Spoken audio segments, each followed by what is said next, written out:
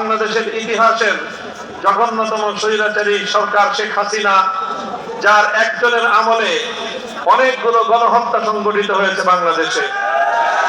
2009 সালের পিলখানা ট্রাজেডিতে 57 জন দেশপ্রেমিক সেনা কর্মকর্তাকে হত্যা করা হয়েছে।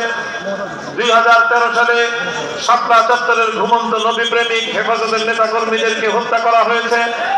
2013 সালে আল্লামা সাঈদী রহমতুল্লাহ আলাইহিকে মিথ্যা বানোয়াট মৃত্যুদণ্ডের রায় দিয়ে কোরআন প্রেমিক তৌহিদি জনতা, কোরআন প্রেমিক জনতা প্রতিবাদ জানালে পাখির মতো গুলি করে তাদেরকে হত্যা করা হয়েছে।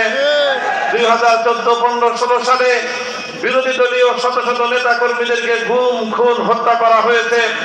2021 সালে স্বাধীনতার সুবর্ণ জয়ন্তী উদযাপনকালে বাংলাদেশের মাটিতে নরঘাতক মুসলমানদের খুনি নরেন্দ্র মোদীকে এনে বাংলাদেশের মাটি এবং স্বাধীনতার সংগ্রামকে কলঙ্কিত করার ন্যাক্কারজনক সিদ্ধান্তের প্রতিবাদ জানানোর কারণে হেফাজতে ইসলামকে 2021 সালে শেখ হাসিনা সরকার দমন করতে গিয়ে বহু হেফাজতের নেতা কর্মীদেরকে ঠান্ডা মাথায় পাখির মতো গুলি করে হত্যা করেছে।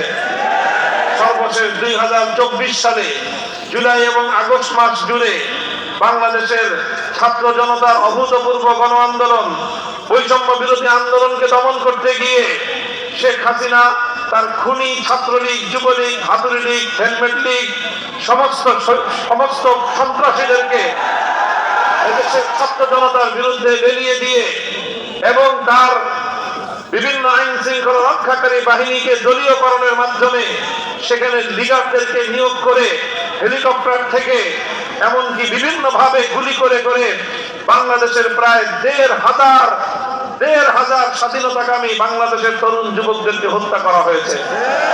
বাংলাদেশের এমন কোন জেলা নেই যেই জেলার বিভিন্ন শিক্ষা প্রতিষ্ঠানের ছাত্ররা, স্কুল, কলেজ, ইউনিভার্সিটি এবং মাদ্রাসার ছাত্ররা শাহাদাত বরণ করেনি, এমন কোন জেলা বাকি নাই।